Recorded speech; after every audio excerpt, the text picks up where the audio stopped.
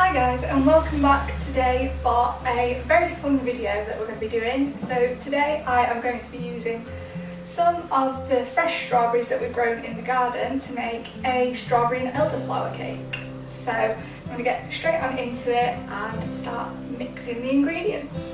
So I've got my bowl and we're going to start off by adding in the margarine and the sugar. So all my weights I will put on the screen, but I basically weighed the eggs and matched all of my measurements to the eggs, which is a secret little tip that I learned from my auntie when I first started baking. So we're going to start off by creaming together the margarine into this bowl.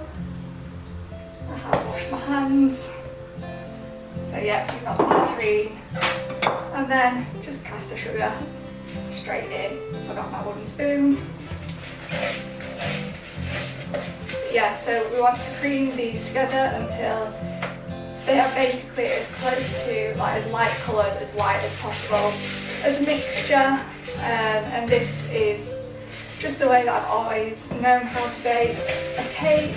So yeah, rather than chucking everything in at the same time, I just find it easier to cream these together first and then slowly add everything else as we work. I'm also not the biggest fan of using an electric mixer, so everything that I do today will be done by hand. As you can see, it's all creamed together now. Just need to keep going and keep scraping around the sides. With this bit, you can't really overmix it. It's once we get the egg and the flour in that you want to be careful. So with this, as I say, just keep going until it is a nice light colour, so this just needs a little bit longer. And today we're going to be doing a 2-tier cake, but quite a narrow one. So these are about 6-inch tins, and I think they're perfect just to get a nice narrow little cake for us.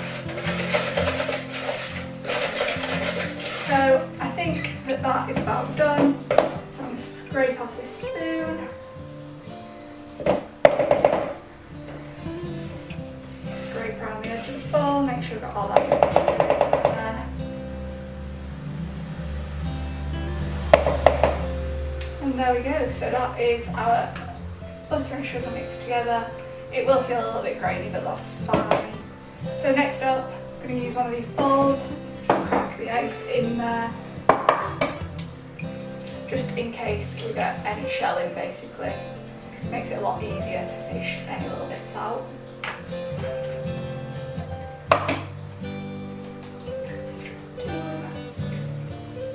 And for this I'm using 3 eggs, but obviously it wouldn't matter because all your other measurements are going off the weight of your eggs anyway.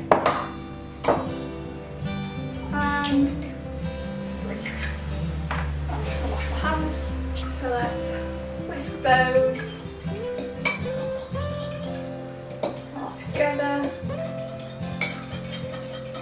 Now, because this is strawberry and elderflower, you can add a little bit of vanilla, however I'm not going to because I'm using elderflower cordial, so I'm using the Robinson's one, but you can use whichever one you want really, it doesn't really make any difference.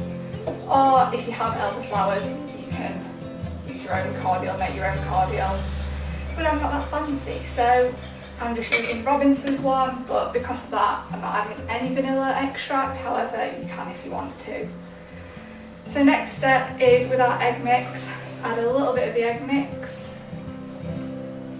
let that drip, and then a little bit of the flour, and we're just going to do this back and forth until we've mixed it all in. There we go, mix this bit in, and yeah, just keep repeating that until everything's been mixed in.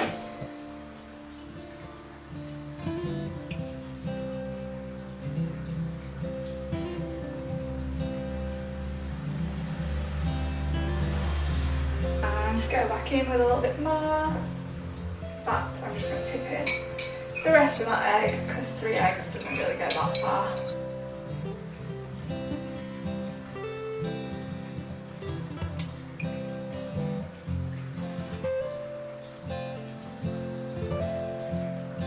So yeah, yeah, so our strawberry plants are kind of coming to the end of the season, so the strawberries that I'm using today are a mixture of mine from my plants and some from my auntie's plants.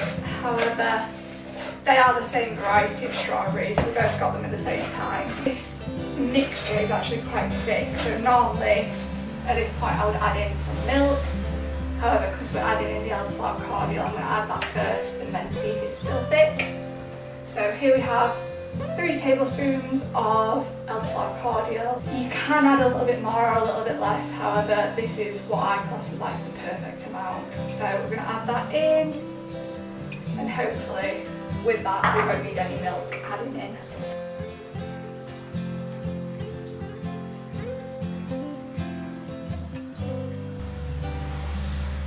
I have pre-lined my baking tins, so just use some baking powder.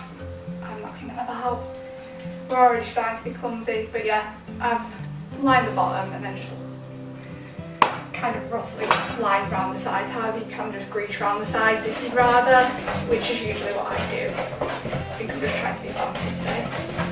There we go, so that is looking much more like a cake batter now, and that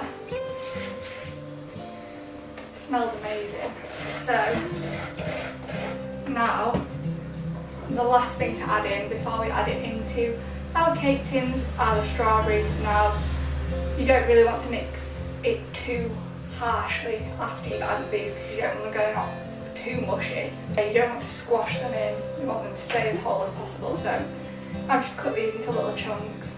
They were only tiny strawberries, so some of them I didn't really cut very much at all, but yeah. There we go, add those in. We'll do some washing up while we wait for these to cook. There we go. As I say, you really don't want to mix this too harshly now, because you want those strawberries to stay roughly in quite large chunks. So last little mix, just to make sure everything is turned into it nicely. Get all these little bits from around the edges. And I also have a little visitor because I thought this was out, so I'll add in a little clip of that here.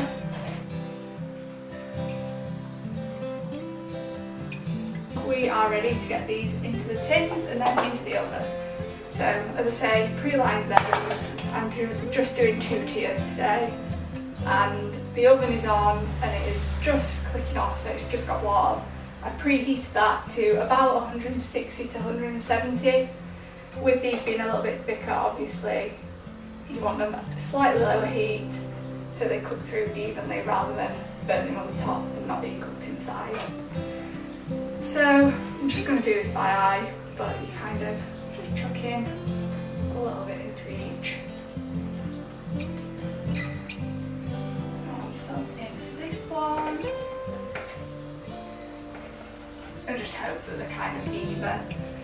As I say, I'm doing it by eye. I don't particularly want them to be perfect, because there's no point in home baking if you're trying to be perfect. To get these all nicely spread, the easiest way is just to give them a little bit of shape. And there we go. There you have it. We have 2 layers for our little cake. So these are going to go in the oven, and I'll meet you back here in a little bit to do our buttercream filling. So while the cakes are in the oven, they are almost done, I am coming back to mix our buttercream. So for the filling, we're going to do strawberry jam, obviously to go with the strawberries, and we're going to do lemon zest buttercream because that adds just a little bit of a different note and really balances out well with the subtlety of the elderflower. So I'm going to zest a lemon, and we're only going to zest the lemon with using no lemon juice in there, but we're going to zest the lemon and then mix our buttercream. So for the buttercream, we're going to do about 150 grams of icing sugar and 75 grams of margarine, because you want to use roughly half of the margarine to what you would with the icing sugar. So we're going to weigh that out first. I'm also trying to keep an eye on the cakes because they are looking almost done. which is great. And then obviously they're going to need to cool while we mix the buttercream before we put them together. So as I say, about 75 grams of margarine for this. We're at 71. Tiny bit more. Doesn't need to be exact. And then reset this. And as I say, roughly about 150 grams. Again, doesn't need to be exact. There we go. It's about 148, so that's close enough for me. So this is a proper lemon zester that I borrowed from my auntie, but it just makes life a lot easier. Just chuck that in there. And let's get the zest in.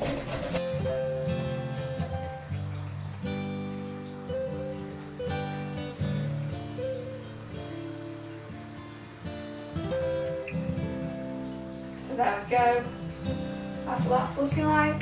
Now we're just going to mix it. You just want to cream it together until it's as light coloured as possible. So the lighter the colour, the fluffier, and the nicer it is. And all we've got to do then is wait until everything has cooled. So I will be back to show you what it looks like while we're putting it together. So it has now been a couple of hours and we are all cooled and ready to decorate. So like I said before, I'm going to go pretty simple with the decoration. But here are our two cakes, all cooled. And then I'm just going to be using a plate instead of a cake board, because with these cakes being so small, there's just no point in dirtying a cake board basically. And I don't expect this to be sticking around for long. I expect this being eaten pretty quickly, so let's get on with it. We're going to go with this one because it's slightly flatter and a little bit cracked on the top. So we'll go with that one for our bottom one. And as I say, these fit perfectly on these plates. We've got our buttercream, which I left to chill while I waited for the cakes to cool. We have some strawberry jam, which is just plain old strawberry jam, nothing fancy. And then I've also got some icing sugar, which is what I'm going to use to dust the top. But first off, we're going to go in with the jam. So this, depending on, so this I prepared earlier. Obviously I didn't make the jam myself, I bought the jam. But I have loosened it off and softened it. So depending on how thick your jam is, sometimes I would recommend maybe putting it in the microwave for like 5 seconds at most, just to soften it off and make sure that it's not a big clumpy mess. And you don't want to get too close to the edge, but just a nice distance, so that when we put our buttercream on and put the other cake on top, you've got like a nice even spread basically. But you don't need to be perfect about it. She says as she tries to make it a perfect circle. I am a bit of a perfectionist, so stuff like this is very difficult for me to leave alone until it does look almost perfect. Then obviously we have our lemon buttercream, which I prepared earlier, and again we're just going to whack it on. Now if you're going to crumb coat this cake, I would advise that your top layer you put on upside down, so it's dead flat on the top, but because we're going for that rustic effect, I am going to put it on the normal way round. Here we go. And then yeah, just try and spread it as best you can.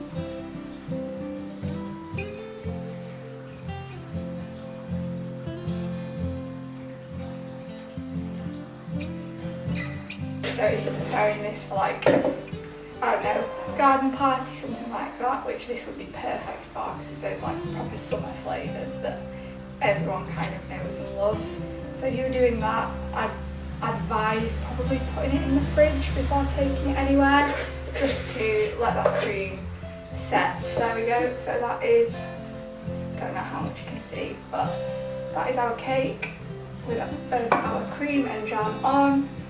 Then finally, last layer, and we're just going to try and get it as dead centre as possible. So now I'm just going to clean the sides of the plate where I've got jam everywhere, just for the fact that I'm going to dust it with icing sugar, and I don't want icing sugar sticking to all the jam. Now with this, you want to be kind of careful, chuck a bit in there over something, and then just